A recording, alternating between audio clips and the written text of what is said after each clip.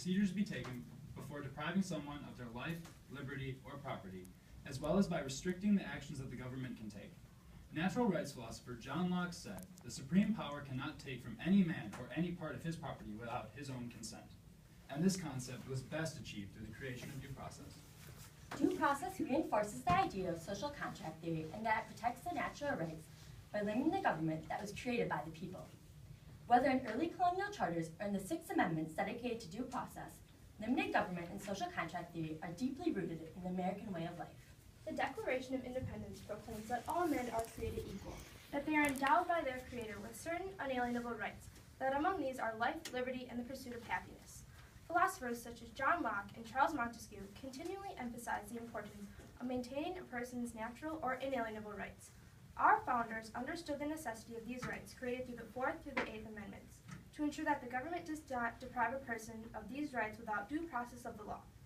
The distinction between positive and negative rights determines whether government acts or refrains from acting. Positive rights require the government to take action, as in the Sixth Amendment, which guarantees its defendants the right to a speedy and public trial, and counsel provided by the public.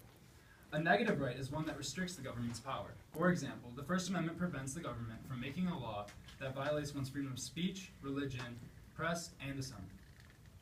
Because enlightened statesmen will not always be at the helm, as stated in Federalist 10, today's society utilizes two types of due process to protect against infringement: substantive and procedural. Substantive due process establishes fundamental rights that cannot be taken away by the government, making certain that laws are just and do not single out specific groups. These fundamental rights include the right to vote, marry, have children and raise them how you choose, and the right to privacy. These principles, protected under substantive due process, have been expanded through Supreme Court decisions such as Lochner v. New York, Griswold v. Connecticut, and most recently, U.S. v. Windsor. In addition, the rights of free speech and free press were upheld under due process in Gitlow v. New York. It was in this case that incorporation was first seen, a doctrine that utilizes the due process clause of the 14th Amendment to extend constitutional protections to people on the state level. Procedural due process requires the government and law enforcement to take certain steps, ensuring that individuals will not have their lives, liberties, or property unjustly taken from them in cases of capital punishment, imprisonment, or fines. Due process in the Fifth Amendment protects the right to a grand jury, liberty from self-incrimination, privacy from unwarranted searches and seizures, and the right to cross-examine the witnesses testifying against you. As a result of the precedent established in Miranda v. Arizona, an influential case in due process, law enforcement is now required to inform a suspect of their procedural rights when taken into custody. Other examples of procedural due process include Goss v. Lopez and In Rego, as well as Chambers v. Florida. These cases have worked to refine the principles of limited government by defining what the government can and cannot do.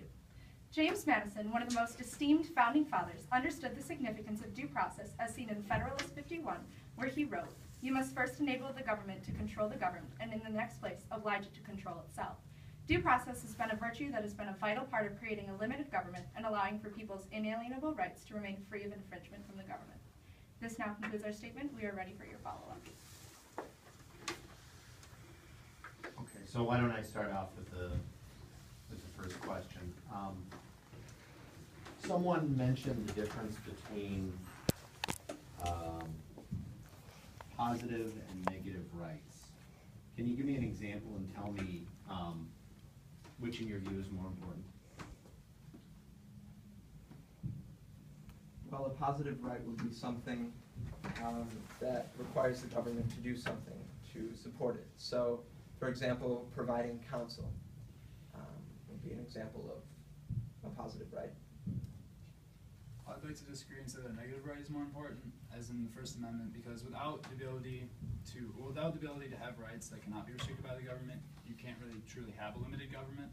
So with the government not being able to take away your right to speech, they cannot limit you, and your right can be expressed freely. I would like to say that both rights are equally important, and it's impossible to say which is more important because both fill separate roles in maintaining a proper government that has rights for people. So positive and negative rights both play an important role in our government. Why is the right to trial by jury an important due process right?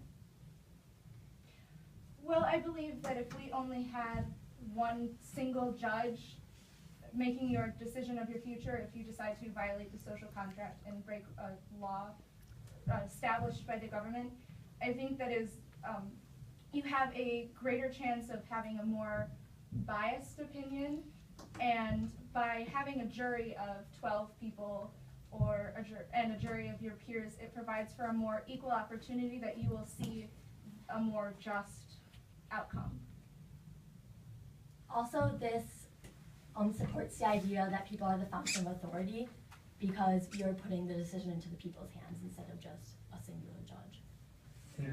Going along with what my colleague was saying, it also helps establish a limited government because you're allowing your peers to judge you instead of a elected government official. In the colonies, many times the colonists were deprived of the right to a trial by jury, and they were shipped overseas to England to have trials that were tried by judges, and they felt these trials were extremely unfair. But isn't a judge many times in a better position to make a decision? I mean, they're experienced, they've been doing it for a lot of years, they've had to decide over hundreds or maybe thousands of cases, as opposed to a juror who's never really had any exposure in the criminal justice system. Well, just recently there was a judge in Florida who was selling children, in essence, to the prison system in exchange for under-the-table money deals. And so I would say buying a jury of 12 is harder to do than buying just one person.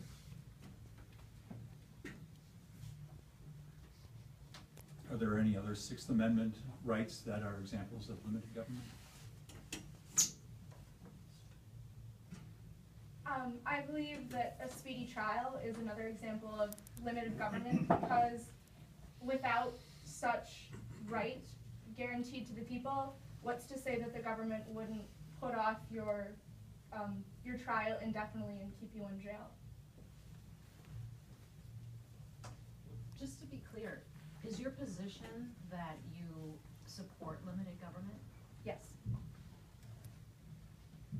How can you make that contention and say, well, you know, the government should afford you all sorts of rights, the right to speedy trial, the right to trial by jury, the right to counsel, the right to all of these different things, and say, well, I think government should be limited too. Doesn't that seem kind of contradictory?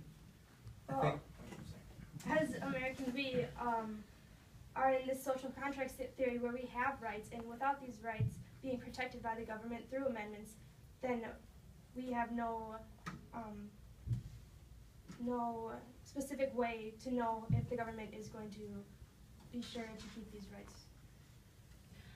I believe that we as people created the government in order to protect the rights that we hold important to us, and without such things we would be in Hobbes's state of nature. And so while yes, I do believe that limited government is important and that people should have more, or that should be the fountain of authority, we do need government to be able to protect each other and ourselves from other people who wish to violate the rights that we have, or believe that we have. and I personally believe in the limitation on arbitrary government power by just single judges acting.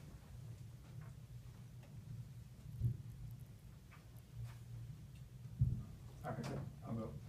Can you talk a little bit more about the Miranda case and kind of how that applies to due process and whether it's a positive or negative right in your mind?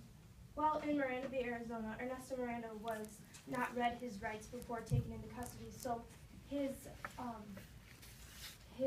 explanation to the law official was taken unjustly from him. So without knowing his rights, he is having information. He's giving information that he did not know he had to give. He also unknowingly self-incriminated himself, as my colleague was saying.